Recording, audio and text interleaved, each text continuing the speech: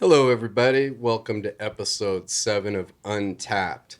Today we got an extremely, I don't even have the words for how amazing of a guest we've got here in Joey. This is my first time meeting Joey, and we'll probably get into it a little bit more. Levi has known him for a while. We've got Levi Kelly here of the Arizona Diamondbacks and probably MMA fighter somewhere down the road in the future. We've got Joey, he owns Optimal Fitness. Is that's correct? Optimal Performance Optimal Training. Performance. I'll get it right. I'd like to say that just OPT. You could just there go OPT. I'd like to say that this is a chemo brand. That's my excuse, but I've always been this way, so there's no excuse there. And I'm Kyle Hanna, the world record holder in surviving the most chemotherapy, and also the cancer patient with the largest biceps. On this side. Okay, so we got Joey here, and maybe Levi can share a little bit about who this awesome dude is. Yeah, so I first met Joey, what was it, like 3 years ago? No, it was like 2. Because right when COVID happened, at the end, when you came in with Harry and Balance, so it's like 2. Right after COVID. Because everything got shut down for your season. Oh, yeah. And that's kind of that summertime is when we've met. Right. So when I first went into OPT, I actually was like, screw that Joey guy, I'm not going there. That place is garbage, because I was going to another place that was similar, and Harry and them kept saying, no, you need to go. And I'm like, I'm not going. Like, there ain't no way I'm going in there. Mm-hmm. Because I was like, these are my guys. I'm like loyal, so it's like, these are my guys. But Harry and them were so persistent, like, you need to go. I'm telling you, what you're doing is like 50% of what it actually is. And like, you need to take the next, in order to progress, like from here, you need to take the next step. And when I went in there, like for me to take the next step in my life, I needed to meet like a guy like you. So I think that like, first I have to thank Harry and them for even like being so persistent on me being so stubborn, like, hell no, I'm not going in there. Like, they believed in you so much that they would not stop aggravating me until I went in there.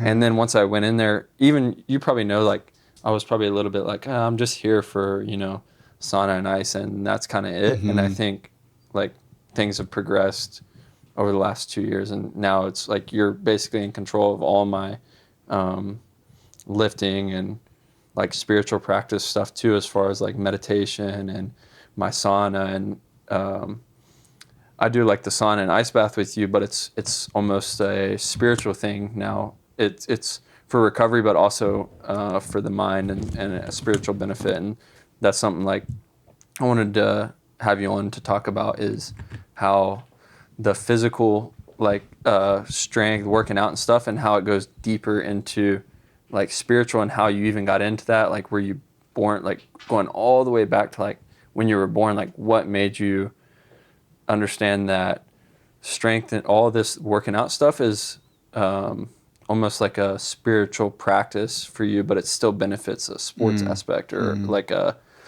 human performance aspect. Damn, dude, that's a good opening. So thank you guys. That's a good opening. Thank you for the kind words for both of you guys. Thank you for having me on. I just first want to talk about when I first met you, right? One of these like full circle kind of karmic path moments is a place that you're talking about, which will remain nameless.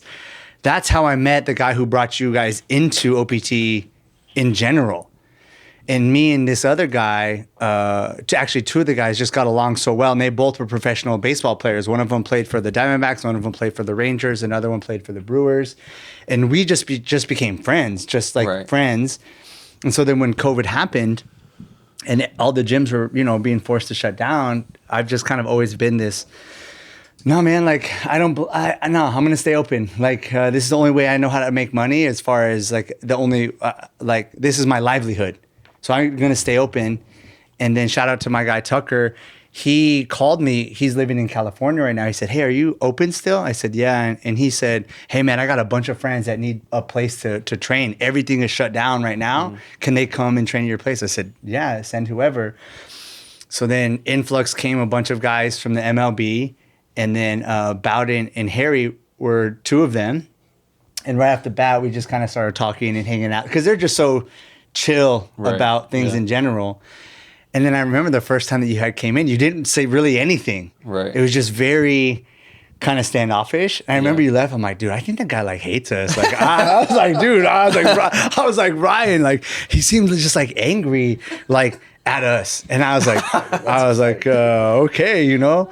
And I remember when you had left, I told Ryan, you know, because we have these talks all the time, you know, for me, part of the whole spiritual practice is these things live in our body. And I said, he's real rigid and like he's real stiff in his thinking, you know? Right. And I said, I hope he comes back in because I was like, I can help him with that. Like, even if I don't do his strength and conditioning, even if I don't do that, just to kind of help him get into his mind is like loosen him up. And it's so crazy to see how different you are now. Like you're a completely different person. Even just your philosophy and the different types of people you're hanging out with or the conversations you're having or the things you're listening to, regardless of the things that we've talked about or experienced, your rigidity is no longer what's guiding your life. Right. And that's really interesting that you remember that. And then I remember meeting you for the first time because it was not like Bowden and Harry. It was a completely different... Right. And then you know, it slowly had kept coming back, and that's all we did. It was like sauna and ice, sauna and ice, sauna and ice. And for me, just like trusting if someone's in our space, you know, whether they vibrate in or vibrate out and never come back, I just trust that, okay, well, that person's not really supposed to be in our lives. And maybe that's because of, you know, they're not really okay with how just the way that we are, or they're looking for something a little bit deeper. And so this started for me personally, you know, I would say just from like a spiritual standpoint, you know, I was adopted. I'm Native American. I was adopted into a white family. And, you know, Native American spirituality it's not talked about. It's very suppressed. And so I grew up, you know, being physically abused, sexually abused, spiritually abused by the church that I was involved in. And so I didn't, as I was growing up, it was like I didn't really have a spiritual connection at all. Right. But I've always kept a dream book. You know, I have a dream book from like the second grade where I was always keeping track of my dreams for whatever reason. Right. And so then what happened was for me, when I went to college, I went to ASU, we were doing this exercise science class, and there was this statistics about how if someone is in the top tier of a tax bracket versus the bottom tier, on average, they live 7 years longer than the person on the bottom. Wow. And I have this mural. I still have it to this day that I made because how much it upset me as far as, you mean to tell me if you make more money than me, you're going to live longer than me? Wow. And I was like, that's not what health and fitness is for me. And it really, really like, just upset me in a different way because I was like, man, I don't understand that because I feel like health and fitness should be equal across if you put in the effort and you put in the time. But that really upset me, like not angered, but like unsettled me. Right.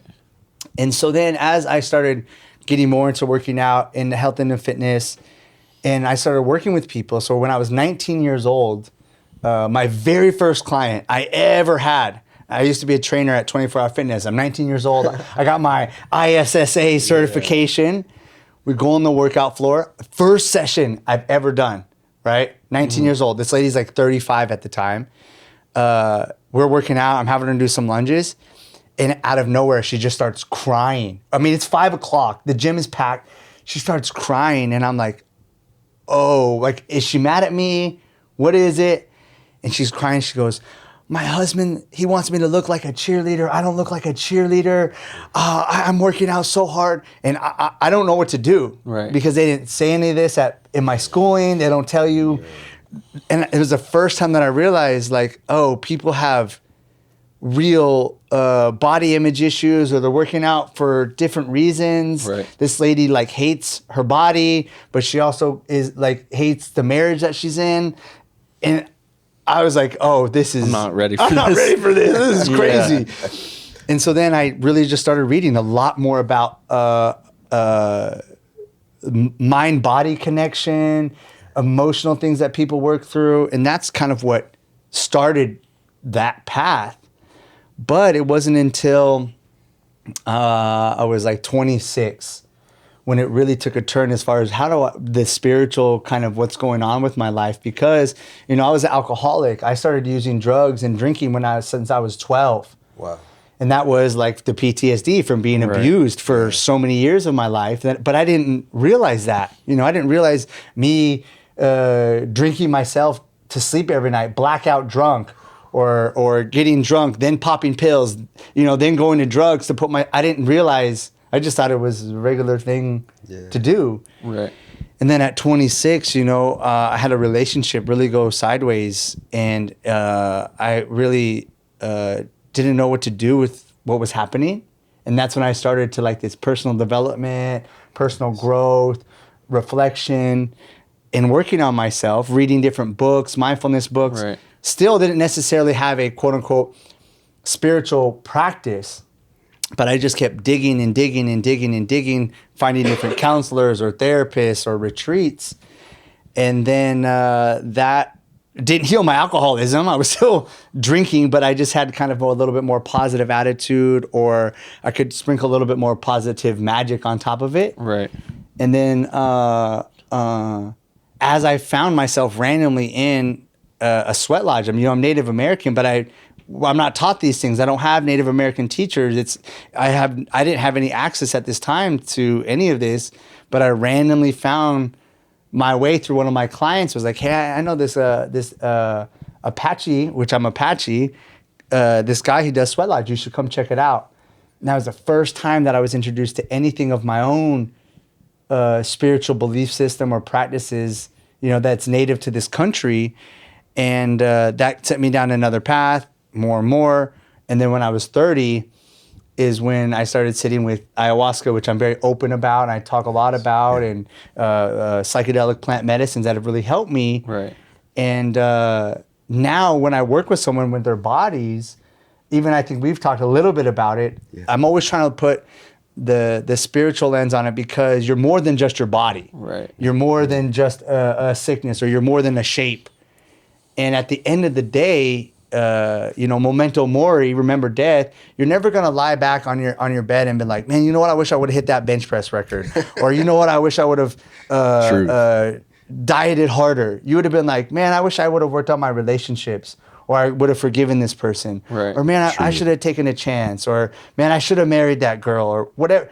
Those are the things that when you reflect back on your life, that you're like, man, I should have opened that business, or I should have started that podcast, or I should have made a career change, and so now that's like, I can't even undo that, because I'm always like, well, our paths might not align, but I'm going to support you, whether it's baseball or MMA, or you run a food shop, or I don't know, you become a ballerina dancer. Right. I'm like, dude, Levi's my guy. It don't matter. I'm just going to support him no matter what. Right. And I think that for me comes to the spiritual side, which, Christ always says, know thyself. It's just like, I just want people to get to know themselves through working out, right? You get to know your effort, sauna, ice. For example, we do those exhale, breath held holds. Right.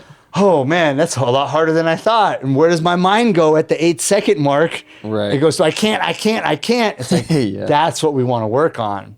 And so I use these different avenues, working out, sauna, ice, nutrition, meditation, my practices, whether it's vision quest, sweat lodge, teepee ceremonies, stillness and silence, working on my mobility, because I was, rigid in my thinking. Right.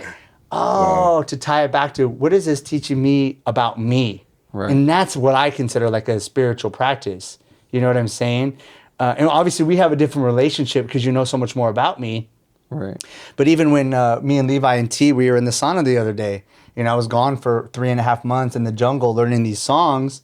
And I was like, I want to sing a song right now. And I'm like, yeah, but Levi and T are in here. I don't know. And I was like, if I can't sing in front of Levi and T, then I'm not who I say I actually am. Because in that moment, that's the vulnerability coming through. And I'm like, well, I'm just going to be vulnerable. I'm just going to sing this song and just let it happen. We'd rather you sing. Yeah. I told her when we left there, I'm like, if I debut this year or I'm fighting in the UFC, I want Joey coming there before I pitch and doing that. Yeah, Before, like I'd love to. game at 7:00 at 4:30, we're on the field doing that. You know, like Jake Paul did that with his guy. Yeah, I saw that.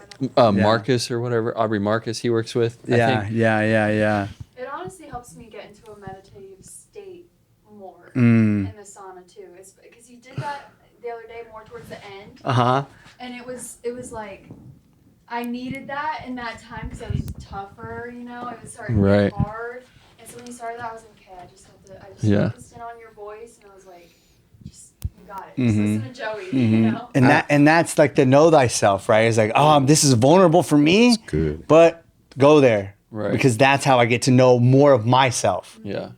I'm thinking we need to have Joey sing us a little song here coming up. Maybe as the podcast goes on, that'll give him some time to kind of build. If you feel it in the moment, I'd love to hear that. But I haven't heard Joey sing in the song yet. I can't wait for that moment, and I'll try to sing along best I can. And maybe you don't want to hear that, but that'd be amazing. But I got to have the honor of being in your sauna with Serene, and she's saying in there, and I can attest exactly what Taya is saying.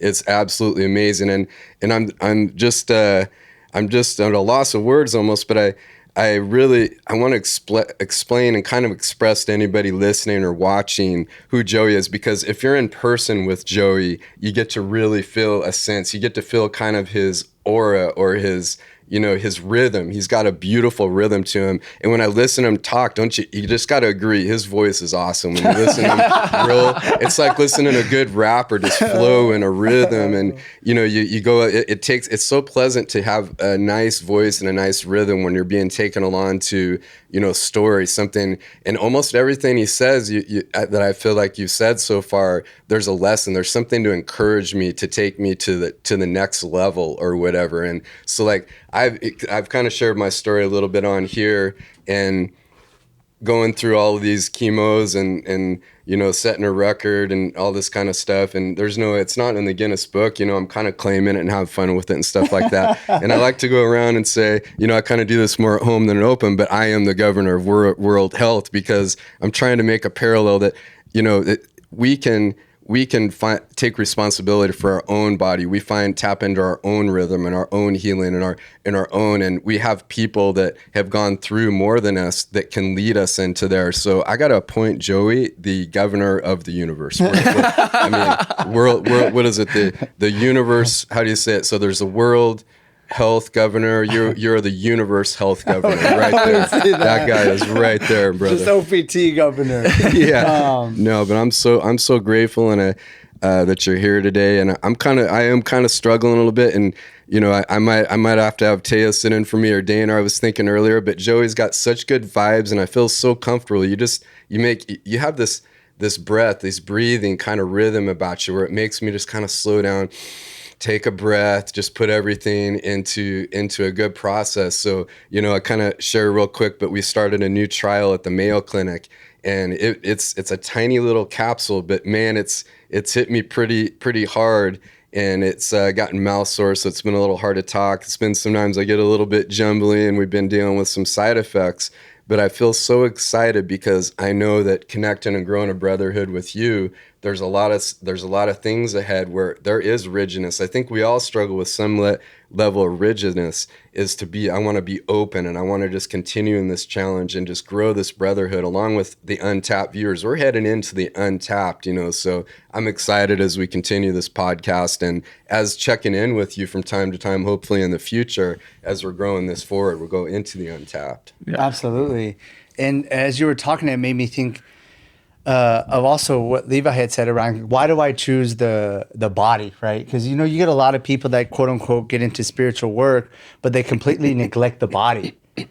And for me, like the body houses your quote unquote spirit or your soul. Even if you don't believe in those things, the better you take care of your body, and if you just think the spirit and the soul and consciousness are just chemicals firing in your brain, well, if you want the chemicals in your brain to fire the best, then you have to take care of your body. Mm-hmm. You have to get proper sleep, nutrition. Shout out to the Recharge Center, right? Is that what it's called? You got it. I've had some of their meals, and they're absolutely amazing.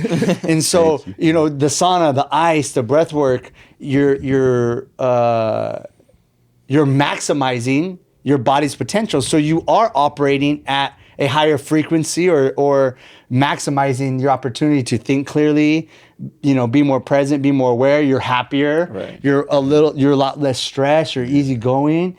And so for me, it's like, man, if I can't get people to work on their body, then what I'm doing is no good, because I could be the governor of the cosmic universe, but if I'm 100 pounds, 150 pounds overweight, and diabetic, Oof. and I got Truth. whatever, it's just not going to be good for me or anyone around me. Right. And so that's why I always, no, man, I'm a trainer. Like this is what I do. I want people to get good into their bodies, and when they're ready, if like you, it's like I'm just going to come in for breath work or just sauna and ice. But it's like, all right, I just trust that's what he needs right now. And if it keeps progressing, well, now we can do other Right. things. Right. For me to like take the next jump or the next leap in like our I'll say like business relationship, like not so much, we were already like super close as like friends and stuff like that. But as far as like a training aspect, was this dude's living it. Like this dude's going to Mexico for 6 months to try and become a better person, like like in all aspects of his life. So why wouldn't I want to learn? It's almost like egotistical from my standpoint if I'm like, no, Joey, I got it. Like that's like closing. Okay, I'm not gonna learn. You just went 6 months in the freaking jungle and learned all these things, and if I'm gonna be like, no, I don't want to know, then that's like I'm cutting myself short as far as like the knowledge that you have. Mm-hmm. That's what I told Taya, is like, I like programming my stuff, but if I want to program all my stuff, I'm only going to learn what I know right now. And I'm never going to be able to learn. Maybe I only learn 10% from somebody, but if I say I got it, that's 10% that I'm cutting myself short on, And that was seeing you practice what you preach, and not just like it's been 2 or 3 years. If you've been faking it for this long, like, good job. You know what I mean? So Yeah. it's a lot easier as an athlete to let somebody take over when they're living it. Mm-hmm. When they're not living it, they might have all of the knowledge in the world, but from an athlete standpoint, it's just hard to trust them until you see them also doing it. Like yourself is, I view myself like this as well, but like an experiment. Like I'm an experiment, so I can teach the next person what I did good, what I did bad, and you kind of do the same thing. Is like you're living this, so you do things that are probably wrong, like in a strength standpoint, but because you're living it, you're learning at a much quicker rate than the person that's not in their training or doing all these things. Yeah. And what's interesting about that you say that, well, one, thank you, and two, but just I was only in the jungle for 3.5, but I'm going back. It so felt like eventually, 6 months for me. But I think one of the things too that trainers or strength coaches, they don't ever get a chance to do is work with someone like a Levi or a Bowden or a Harrison or some of these other guys. And they get intimidated. So they just cling to a program that's already set. But for me, I was like, oh man, this guy Levi, he's been to the IMG Academy. He's been on these other places. Yeah, I that's a challenge for me, because I want his eyes are on me. And if I'm not as sharp as I say I am, he's going to tell me. But I also want to say, hey, what are some of the things that you liked at those other places? Because I can blend that in. Because at the end of the day, not only you're going to listen to your body, you have to see progress, but I don't want to say, oh man, Levi really likes these things. Like for example, there's guys at this gym right down. You're never going to get rid of dudes that want to do bench press. They just like it, some guys. So if that's a guy and he likes that, well, I'll just have him do a little bit of it, not all the time, but are there things that you like to do that you want to keep doing? It's like, perfect. I can blend that in because they're not a threat to me in what I do, and it's not going to affect your programming. So for me to work with someone like you, I looked at it the same way. It's like, oh, here's a samurai. He's gone all over these places. He's done the best of the best. He's seen these things. If I am who I say I am, then I can work with him. It's no problem. Right. And so I like that about you. It's like, put it in like jujitsu or fighting terminology or even baseball.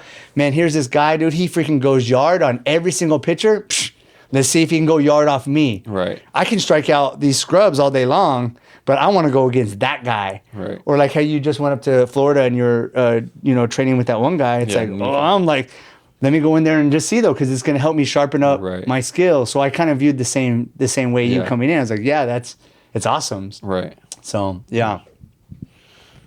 Building off of that, like I wanted to touch on how you can sit like that. How does that from like the physically, it affects physical, like your physical, but your spiritual, how you are like as a person affects like, oh, can I do this or not? Yeah. Like me when I was like, oh. You know what I mean? Right now. But as a personality, from a personality standpoint, your personality like blocks that stuff. You can stretch this as much as you want, but if you're this guy, you're never going to be, it doesn't matter how long you stretch. It's not going to happen until you let go of the stress and the spiritual side of things, to just let go of that tension, where maybe it's not it's a mobility thing. You know what I'm saying? Absolutely. Like it's a mobility thing, but maybe it's deeper than mobility. Yeah, and so that's actually a really good question, and it's going to tie into your beautiful design right here. And so two parts, or a couple moving pieces to this. One of them is, I want to give a shout out to my teachers, Ray and Amalia Baca. When I first started working with them, they taught me these sayings: the condition of your hips is the condition of your life. The condition of your spine is a condition of your life. The condition of your breath is a condition of your life. And then for me, coming back from the jungle, I added to that: the condition of your song is a condition of your life. Wow. The condition of your om is a condition of your life. And again, I started getting into this stuff. I'm like, what does all this mean? And then after some really intense mushroom ceremonies, the mushrooms were just like, hey man, like spirit lives in your body. Pay attention to how these things are. And I was just telling Kyle, when I first started sitting in ayahuasca ceremonies, I couldn't sit on the ground. I was always in pain. I was always uncomfortable. And I'm like, there's something wrong with my body. Why can't I can run 5-minute miles. I can do 100 pull-ups. I can do all the whatever, but I can't sit on the ground. And here's this 75-year-old elder. And she's sitting on the ground for 8 hours, doesn't even move. I'm like, okay, there's something wrong here from a spiritual standpoint, because I'm quote unquote rigid.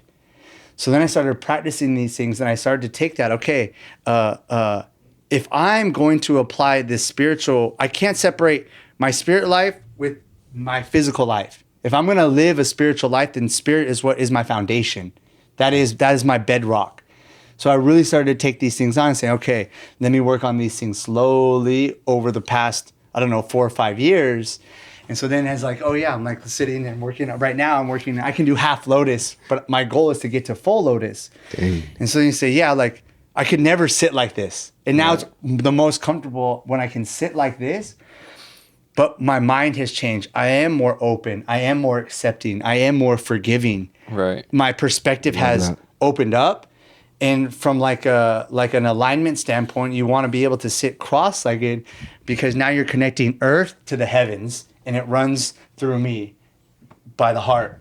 So it's like earth, heart, heavens. I'm living in what you would call alignment or integrity, right? I do what I say what I do. I keep my promises, and when I mess up, I can ask for forgiveness. I can apologize.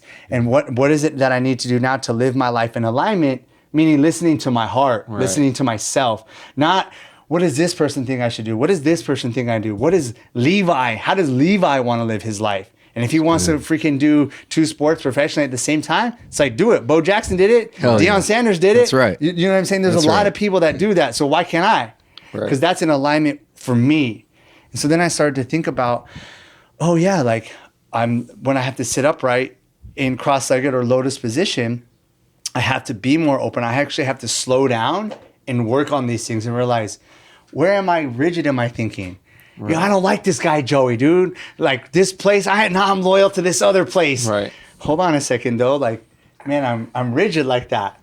Right. Yeah. And so then in Buddhist terminology, so the question like hit me like so deep, because I've been staring at this. I was telling Kyle before the podcast started, lotus was one of the plants that I dieted when I was in the jungle. Mm-hmm. So what people don't know about when you sit in full lotus, half lotus, cross-legged position, what it actually is, it's a triangle. And so it's the representation of the cross in Christianity. It's the Holy Trinity.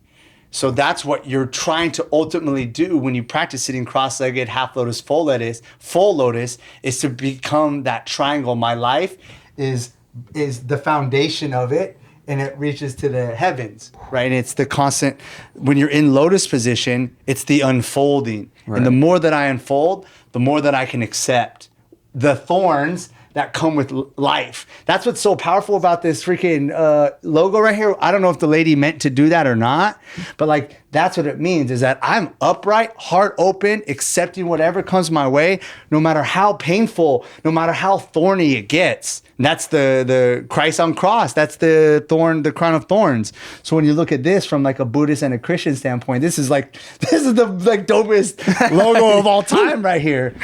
And so then no matter how painful, no matter how hard, I want to work towards that, and I still work on it. Before I went to the jungle, I was up at 5 a.m. every day at the gym, 6 a.m. every day, stretching for 45 minutes. Because I was like, man, I have to work on other parts where I am still blocked up or I am a little bit more rigid. And then when I got to the jungle, I was stretching 4 days a week still. Because I was like, I don't want to lose this opening, this spaciousness inside of myself. And, I think to your credit, you've been more open to those types of things. And we've talked about that where you're a little bit, you're more, you're more mobile. You're more opening to ideas or thoughts or perspectives, or even your approach to, I'm going to try it this way instead. Right. That's like the opening. Yeah. I think once I started to feel like the physical, like the spiritual side of it was always like, I don't really know. It wasn't like, I can see that right now and that's better than it was. Mm-hmm. So for me to feel it physically, but know it's coming because of something, I didn't change anything physically. I know it's coming from something I've done spiritually. Then I got obsessed with it. Yeah. Like now it's like, I'm starting to wrap my head around what's going on here. And then you just get like a deep obsession with it. Yeah, because then you can just frame it like that. Where in my life do I view something one way or only one way? So even if you don't take on the spiritual perspective of it, you can take that question and ask yourself, where am I rigid? Are there things that I'm missing?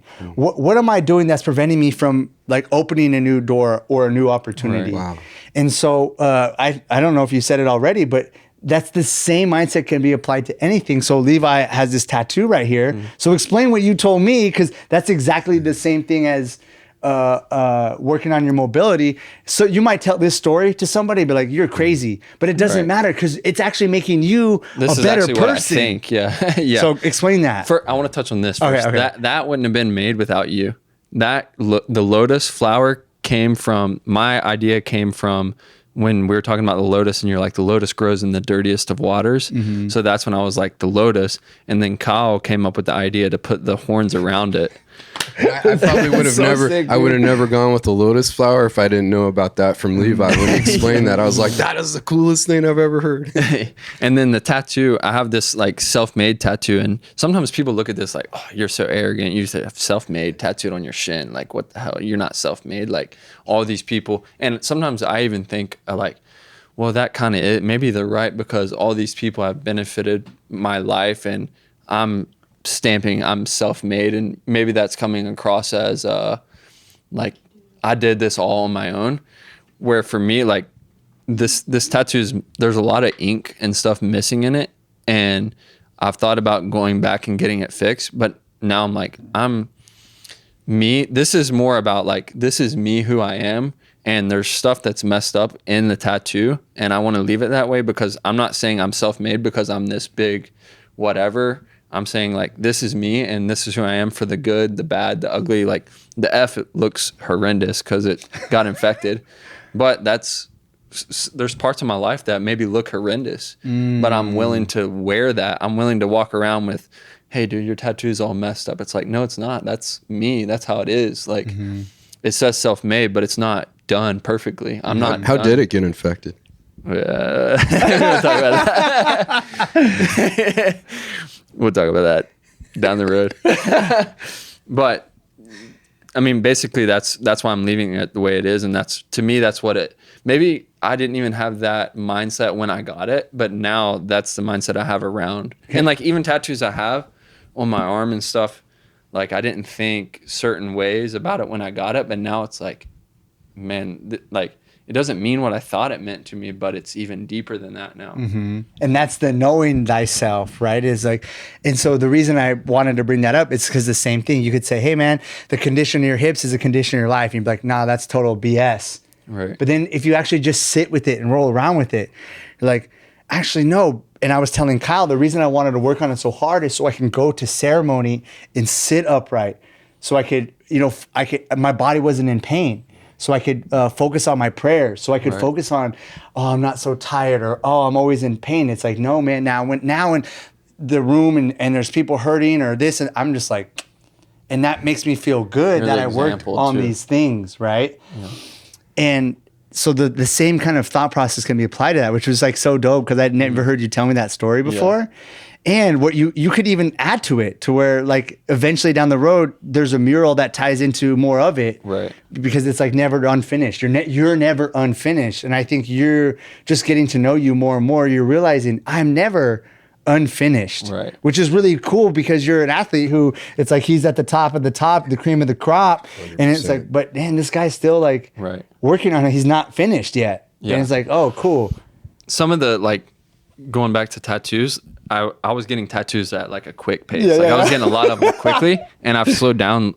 I like tattoos and everything, obviously, but I slowed down a little bit, and I wanted to start getting smaller ones because it's like, okay, I got this arm done when I was like from 18 until maybe 20, and this is like a chapter of my life. Like a lot of this stuff on here, I still believe in, but it's different. It's not what I thought when I got it. Mm-hmm. So for me, it's like I want to still get tattoos, but at a smaller, slower pace because eventually I'm going to run out of space, and I want it to almost tell a story. Like I have the 3 crosses here for Christianity, but then I have the yin yang here, and sometimes people think, oh, that like contradicts what you know what I mean. But then we can dive deeper into that. But seeing the evolution in my life, and like, yeah, I still rock the like. Shout out to Jesus. Right, exactly. Jesus. But I still like these principles that this represents. To me, this represents something that maybe it doesn't represent to you or you or you. But to me, this is what this believes in, or this is what I think of this, and this is why I got it, and this is also why I got this. Like, it's not this is right and this is right. It's this is what I think. And, some people maybe don't think that way, but like going back to if you like Levi, if I like Joey, I like Joey for Joey, not like what I think Joey should be. Correct. And it's so cool that like when I get to have these conversations with Levi or anyone that want to think about things like that, because then you say, okay, the crosses are here. So I lead, it's like, that's my lead punch, but I'm grounded in balance. Right. I'm grounded in finding the harmony in things. I'm grounded in not everyone's all bad and not everyone's all good. It's like, that's what I'm grounded in. Right. And so then that's like, oh, wow, there's like, that's the balance. That's the Tao. I have one foot over here. Yeah. I have one hand over here, one foot in here. That's the balance. And you can find ways to honor that in all things when you start to put that spiritual perspective on things. Right. So I just love when you had, because you never told me that story before. And so when you said that, I'm like, oh, that makes me think about the same thing as the posture or the mobility or the hips, Everything you say, you think of these clips that are popular now. Everything you say could be clipped, brother. and I feel like it needs a beat with it too, man. I this is amazing. I love hearing everything here. I lost my train of thought, so keep going. I just wanted to say that. You guys don't mind if I turn 90 degree, because I was excited to meet you, and so I brought you some gifts. When I heard about you, when you came into OPT, you were gone because Levi kept saying, oh, you got to meet this guy, Kyle. You got to meet this guy, Kyle. You and Kyle. And then the only persons that I talked to when I was in the jungle, I was off grid. I only talked to my mom. I talked to my grandma and grandpa. I talked to Ryan. Wow. And what an amazing woman. And so Ryan goes, dude, you're not going to believe it. Levi brought Kyle in today. And I was like, what the heck? I was like, bro, how is this guy going to come in when I'm in the jungle? Like, Levi's been telling me to do this, or he's going to bring this guy in and we're going to sit down and we're going to talk. Because for me, I was like my Uncle Daryl. He's a medicine man, Navajo medicine man. Right, he always says life is conversation. And so I love conversation. Like you and I would chop it up like this. yeah. It doesn't matter. It's like me and Levi, Yes, like me wherever. too. I chop it up all the time with people that have that heart, you know? Yeah. And I was like, man, how's this guy Kyle gonna come in when I'm not even freaking there, dude? And so then I get back and like Serena and Ryan were both like, dude, you need to meet this guy. You need to meet this guy. You need to meet this guy, you know? And then so I was like thinking about this, you know, and we were supposed to do this podcast, you know, the other week. And I was like, you know what? I don't want to rush these things, you know, like, cause I feel like me and this guy are going to connect on a different, like, spiritual level, you know? And so then, you know, I wanted to kind of let you know, you know, I sent you that little voice message, you know, because I wanted you to know that I don't view you the way that maybe another person might, or this. It's like, oh no, this guy is a special guy, and I want to make sure that I give him the time and the attention and the love because Levi loves you so much. You know what I'm saying? And it's like, I love Levi, Ryan loves Levi, Serene loves Levi. Dude, Levi treats everyone that comes into my studio with kindness and respect. Levi's there. We work with these Native American sober living groups, and a lot of people look at these people like, stay over there. Like Levi gets in the sauna with these people. You know what I'm saying? Like it's like they get so excited. It's like, man, like these guys freaking asked him for like an autograph, you know? And Levi was like, yeah, man, like here's my autograph. And like these people, man, like these people that come into the studio, it's like coming from the reservations and like life has just like beat them so hard. And it's like they see Levi, they're like, man, Levi's in the sauna with us. And like Levi's like, he talks to us, you know? And like it like means so much to me. Yeah. And so like when Levi's like, man, this guy is so special, it's like I want to honor that in Levi. And I'm like, okay, I want to treat this guy Kyle the way that Levi treats my people. Even though I never met you before, you know what I'm saying? Thank you, brother. That's man, that means a lot. You got me choking up a little bit here too. The amazing thing he's talking about is how many lives Joey is impacting. That, you know, I think of when I first met Levi, and Dana and I were rolling in our jiu-jitsu gym, and we do a little jiu-jitsu there, and Levi comes in there, and it's like, who the hell's this huge Viking monster of a dude walking in there, super like, you know, it was like the Terminator just walked into our gym or something. And I remember I was like, all right, I'll roll with this guy. It seemed pretty cool. Something, you know, deep down. Usually I probably avoid, like, I'm not going to get messed up by this guy, but he went in there and it was literally like rolling with a truck. Like I just ran into a semi truck. He was just so like, what the thought is like rigid, just like, you know, just being bounced around in like a metal box or something.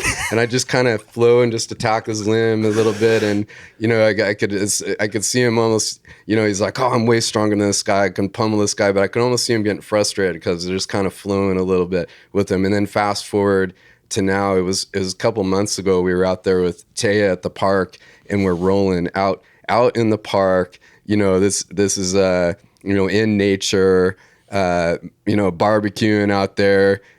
We're flowing. We go on the mats. We brought some mats out there, and we're just flowing like this, like kind of it's totally the Joey vibe. It's like this, and just how much that impacted me too. Like, you know, you've impacted me just this through Levi, from visiting your place, from hearing about your stories so much, and I appreciate the word so much. And what I think, what maybe we can talk a little bit more about as we go along, is what you're doing at OPT. Is you're not just working with the best athlete in the world. I totally believe Levi is the best athlete in the world right now. There's a lot of things that go into that, but I mean, to be able to master a couple different sports and perform at the level, he was trained at the best high school. There's all these things we could probably, you know, I bet you and I could proponent and knock down anybody in an argument that Levi is probably the best athlete in the world. And thinking about that, you know, you're training at such a high level, and I'd love to hear more about the exercise part. You're training. Levi trusts you to program the stuff. So and Levi, he is also one of the best trainers in the world. To get to the point he's had to learn exercise at a high level. So for you to train him, I mean, that says a lot about what your level is in exercise. But then you look at this place that you've got there you've got the cold plunge, you've got this incredible sauna where you're burning different plants in there and things and herbs, and and then you've got just a beautiful gym in there. You walk in there right away, and it's a special place. You know, some places you walk into and you can just feel something just totally, just another dimension that you've just almost walked into. And then you get these, what he's talking about is, maybe you can share because I'll probably ruin this, but he's kind of share people that have been just broken in their lives in the worst addiction set possible. They come in there and these people's lives are being changed. They're getting into cold plunges. I'm walking guys that came in there that have been addicted to stuff, that have always been told that they're going to be, losers or whatever. Now you got me think that stuff is deep. That's why this is real. This is so real, because when he was tearing up, this is real beyond what I've ever seen in my life before. These people are getting into cold plunges and staying in there for 3 minutes. When so many people, 99 out of 100 people walk by him on the street and think that guy's a loser. Here this guy is now in the cold plunge, turning his life around, and you can just see the shift in their entire lives. They've just become somebody now that is going to be able to help so many other people, and that's just beautiful to me. Thank you for that. And, one of the things that this is like the mindset where we're back in college, where it's like, for me being Native American and then seeing how Native Americans have been treated in this country, the things that have happened to them, the things that they struggle with. And I'm like, well, yeah, like there's the physical part, but some of them, they're not going to work out. You're not going to go to the reservation and they got gyms and they got these things, but it's like, hey man, you can go buy a $300 freezer, or I'll buy it for you. We'll freaking glue it up and we'll turn that thing on. We can get in there and we'll get in the ice bath, or we'll get in the cold river, or we'll get into sweat lodge. These are all Native American teachings. You sweat lodge into the cold river. It's been around for hundreds of years on this land. And I think for me, one of my biggest pet peeves with the health and fitness industry, it's so pretentious. And I think that's one of the things that I really like about you. It's like, dude, we'll just grind. Like, it could be in a garage. It could be inside of an old mall. It could be inside. It's like, we're going to find a way to make it work. We're just going to grind. Right. And for me, when COVID happened, this is how I got plugged into working with Native American sober living groups. COVID happened, and this organization that I work with was looking for a Native American breathwork teacher, because they were like, okay, it's affecting our breathing. How can we work on this? Wow. And so one of my friends, who's like a nutrition coach, she plugged me in, who coached the CEO of this place.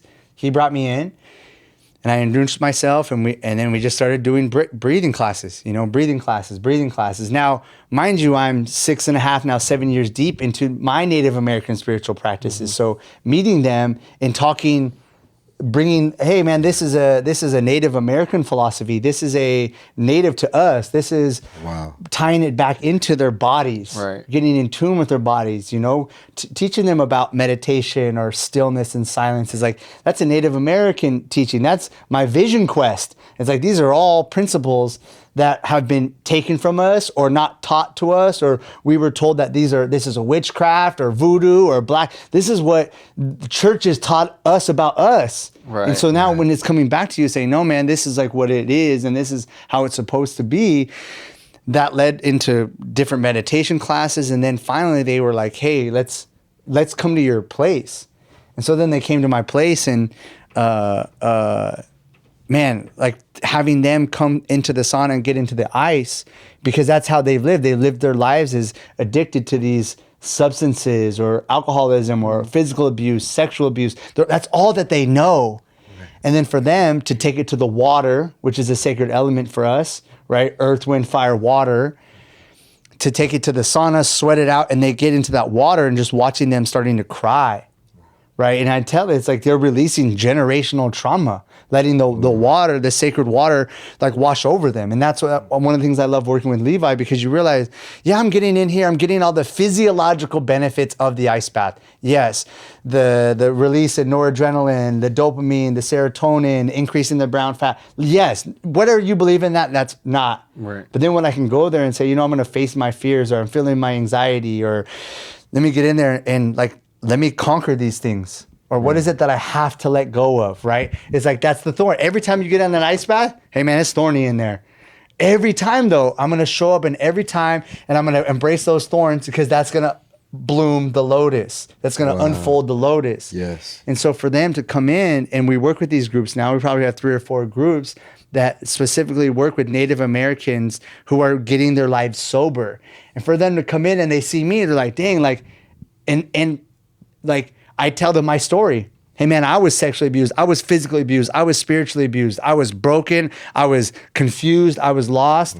I put myself through college working 4 jobs. Like, I did this, you guys. Like, if I can do this as a Native, you can too. Like, you don't have to be this way. It's going to be hard, right? And it's going to require a lot of forgiveness. It's going to require a lot of patience. But it can be done. And this is how I did it, through healing my body, through healing my mind, through healing my spirit. That's how I got, quote unquote, sober, is through these are the same tools that I used, you know? And for me to bring that into OPT, because how I am, it's like, I want us all melting in the pot together. I don't care if it's Levi in there. I don't care if it's Kyle in there. I don't care if it's T's in there. It's like, we're all getting in there.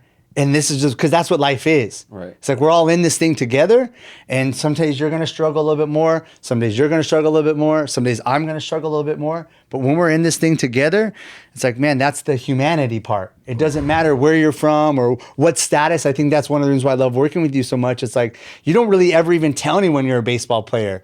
Right. Everyone's just like, who's this male model Viking coming in here? You know what I'm saying? It's like, but he's just you're just a regular guy. Right. Yeah. And like, that's what's so beautiful about interacting with someone like Levi. But he treats people like that too. And so when you come into my studio, it's like, I don't relate to you as someone with cancer who's gone through chemo. It's like, Kyle's a human. And it's like, let's just get to work, bro. Whatever you can do, let's do, right? Yeah. Or the people that come in. It's like, I don't relate to you as an alcoholic. I don't relate to you as a drug addict. I don't relate to you as someone, it's like, I relate to you as someone who's potential. It's like, you're just stuck in the mud right now and you need a little light for you to grow towards. Right. You have to do it.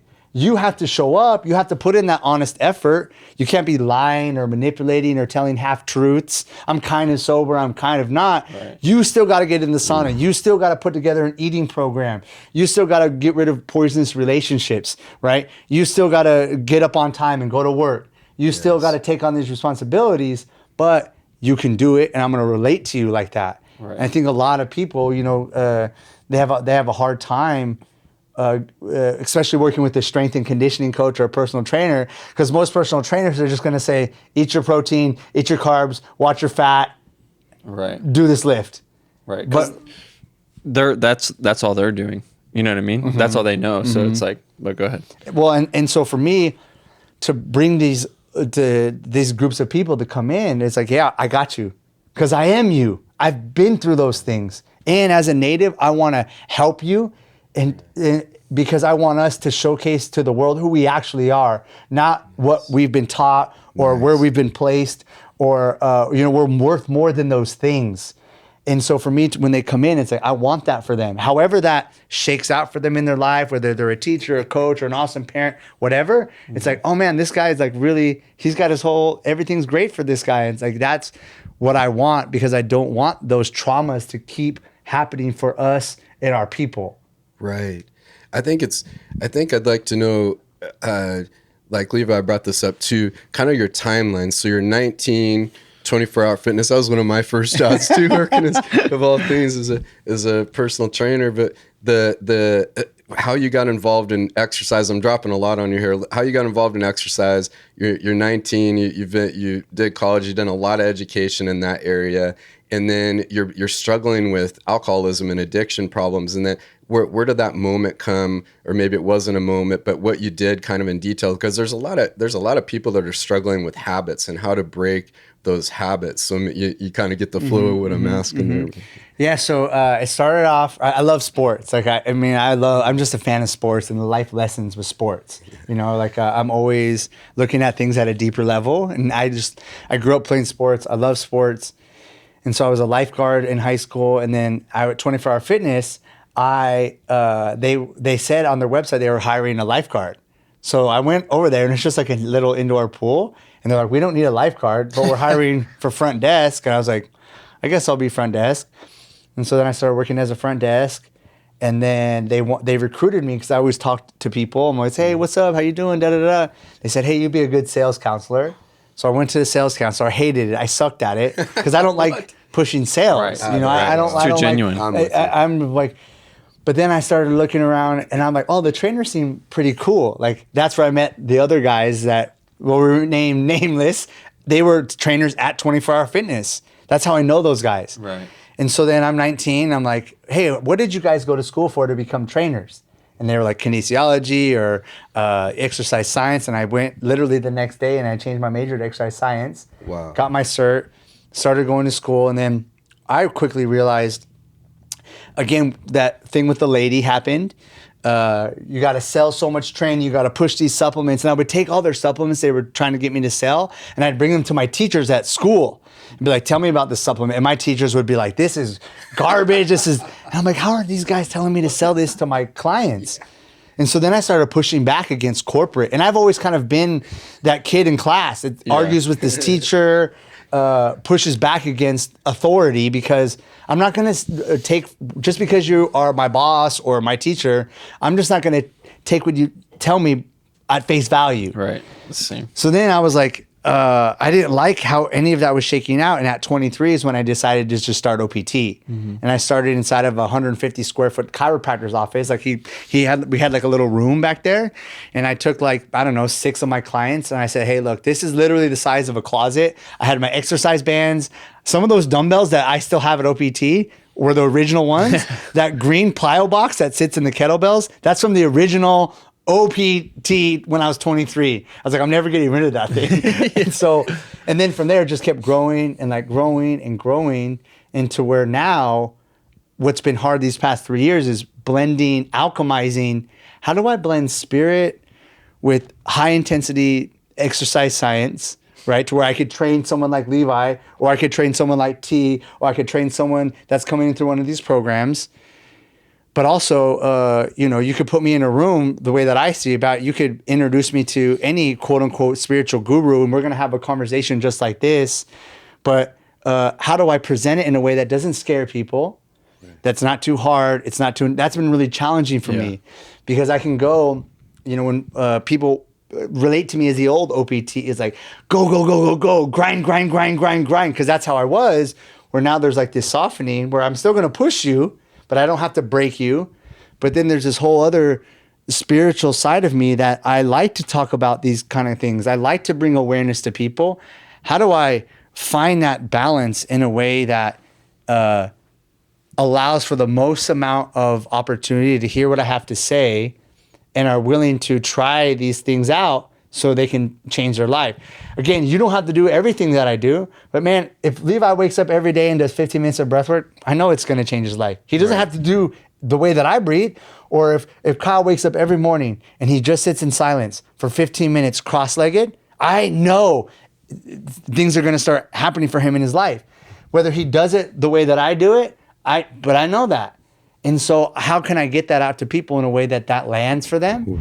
In a way that, oh yeah, this guy knows what he's talking about. Because that's what's hard, because again, this is me all the time wherever I go. It's like at Ryan's wedding, you catch me wearing Crocs. Like, because I'm not, that's just how I am. You're going to be Joey for Joey. I'm just going to be me no matter what. And that's hard for people. And I think what's been great about the Levi story is that you watched me for a real long time. It's like, man, this guy he don't waver. Right. Like this is how it is for him. Yeah. And I think that helped. But like for me, it can be in something totally different. Hey man, like you just take some of these basic principles and you take them and practice them. Chop wood, carry water, which is a Taoist saying. It's gonna change your life. Right. And so I think that's what's been hard, is learning how to package that in a way. Yes. To again not scare people, because some of the things I talk about scare people. Mm-hmm. I know that. Some of the ways that I train people, it's like our high school athletes. This is the pretentious part of strength and conditioning coaches. What they don't realize, hey man, I don't care what you say. 15-year-olds don't want to do mobility.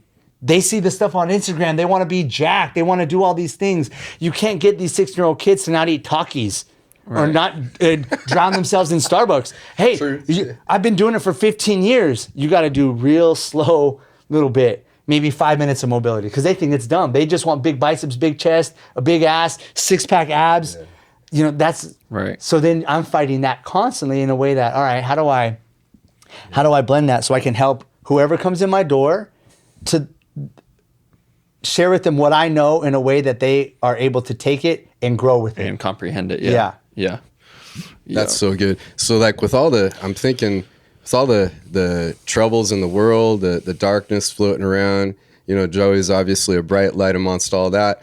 I hear people so often these days and through social media and things, different outlets, and, kind of tapped into the schools a little bit.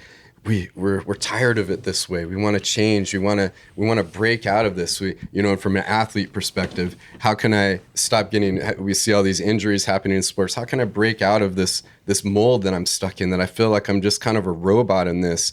And you got to open yourself to somebody like Joey here. You got to open your mind up. If you do want to make that change, if what you're saying is true, then you got to be open to new ways of doing things. And this is a future right here, especially in sports. If you want to make it in sports, you got to be doing the stuff that Joey and Levi are doing. You're not going to make it at all. And I'd really love to hear more about the addiction and the alcoholism and stuff. I think we're going to stop here are we good on time for stopping at part 1 and then move on to a part 2 if that's okay? Yeah, absolutely. Or you want to do this real quick for this one? Or you want to do it on the next one? Well, I can do it on the next one. It's fine. That's fine. Yeah. We got some kind of surprise. I don't know what it is, if it isn't. And if you notice through this podcast, go ahead and watch it. And when you watch it for your 3rd and 4th time, just look and see that I started, only getting one leg in there, and I was and somehow just by sitting next to Joey, I'm almost already sitting in this lotus position. So this is just amazing. Right here. I can't believe it. All right. So thanks for watching part 1. This is episode 7. We're going to move on to part 2. Catch us soon next week or sometime with episode 8, part 2 of Joey. Oh, I can't wait for what's next. We got the surprise coming. We got more about Joey's story, and we got a lot of exciting things that are just unbelievable. You never heard before in your life that are going to change the world to all the future millions and millions. You better get in Untapped, take notes, watch this over and over again. This is going to be real special coming ahead.